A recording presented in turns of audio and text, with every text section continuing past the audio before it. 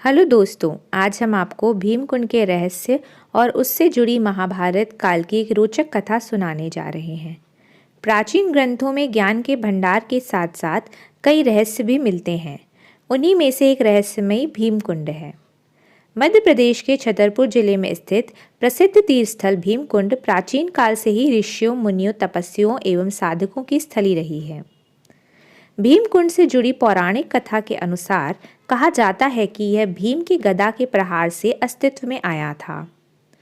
जनश्रुतियों के अनुसार महाभारत के समय जब पांडवों को अज्ञातवास मिला था, तब वे यहाँ के घने जंगलों से गुजर रहे थे। उसी समय द्रौपदी को प्यास लगी, लेकिन यहाँ पानी का कोई स्रोत नहीं था। तब पांचों भाइयों ने आसपास पानी तलाशा, लेकिन कहीं भी पानी का कोई स्रोत नहीं मिला। तभी धर्मराज युधिष्ठिर ने नकुल को स्मरण कराया कि उसके पास यह क्षमता है कि वह पाताल की गहराइयों में स्थित जल का भी पता लगा सकता है। युधिष्ठिर का कथन स्वीकार करते हुए नकुल ने भूमि को स्पर्श किया और पता किया कि किस स्थान पर जल स्रोत है, लेकिन जल कैसे मिले यह समस्या बनी हुई थी। द्रौपदी की व्याकुलता देख गदाधारी भीम को क्रोध आ गया और उन्होंने क्रोध में आकर अपनी गदा से पहाड़ पर प्रहार किया। इससे यहाँ एक पानी का कुंड निर्मित हो गया, लेकिन भूमि की सतह से जल स्रोत बहुत नीचे था। इस स्थिति में युधिष्ठिर ने अर्जुन से कहा कि अब तुम्हें अपनी धनुर्विद्या के कौशल से जल तक पहुँचने का मार्ग बनाना होगा। यह सुनकर अर्जुन ने धनुष पर बाण चढ़ाया और अपने बाणों से जल स्रोत तक सीढ़ियाँ बना दी। धनुष की सीढ़ियों से द्रौपदी को जल स्रोत तक ले जाया गया और इसका जल सभी ने ग्रहण किया। यह कुंड भीम की गदा से निर्मित हुआ था, इसीलिए इसे भीमकुंड के नाम से जाना गया। यहाँ चट्टानों के बीच निर्मित प्राकृतिक गुफाएं पांडवों के रहने का प्रमाण देती हैं। भीमकुंड आज भी रहस्यमयी है। ये आज वैज्ञानिक शोध का केंद्र भी बना हुआ है। दरअसल यह कुंड अपने भीतर अतल गहराइयों को समेटे हुए है। आश्चर्य की बात तो यह है कि वैज्ञानिक इस जल कुंड में कई बार अनुसंधान और गोताखोरी करवा चुके हैं, किंतु इसके जल का हमेशा साफ और स्वच्छ रहने का रहस्य और कुंड की अनंत गहराइयों का रहस्य आज तक कोई सुलझा नहीं पाया है।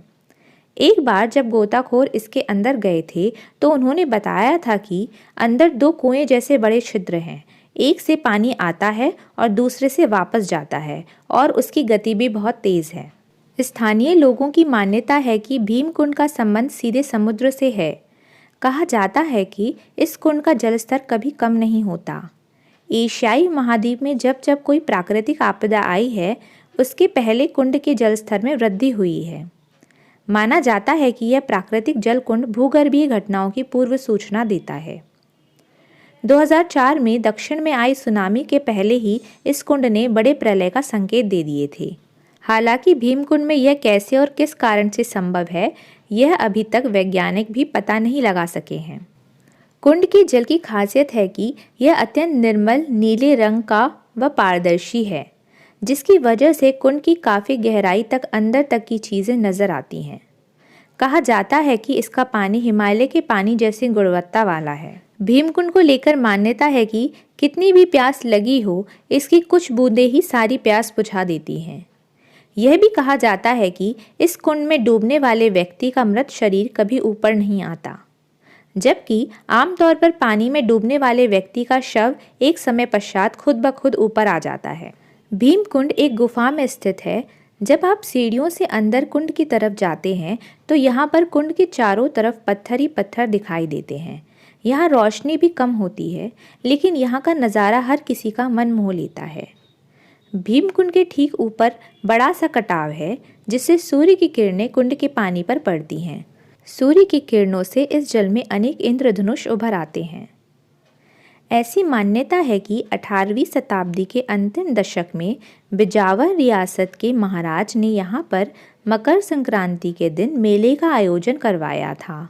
उस मेले की परंपरा आज भी कायम है। मेले में हर साल हजारों लोग शामिल होते हैं। अगर आपको ये कहानी पसंद आई है तो हमारे चैनल को लाइक, शेयर और सब्सक्राइब कीजिए और कमेंट करके बताइए कि आप और कौन सी कहानियाँ सुनना चाहते हैं।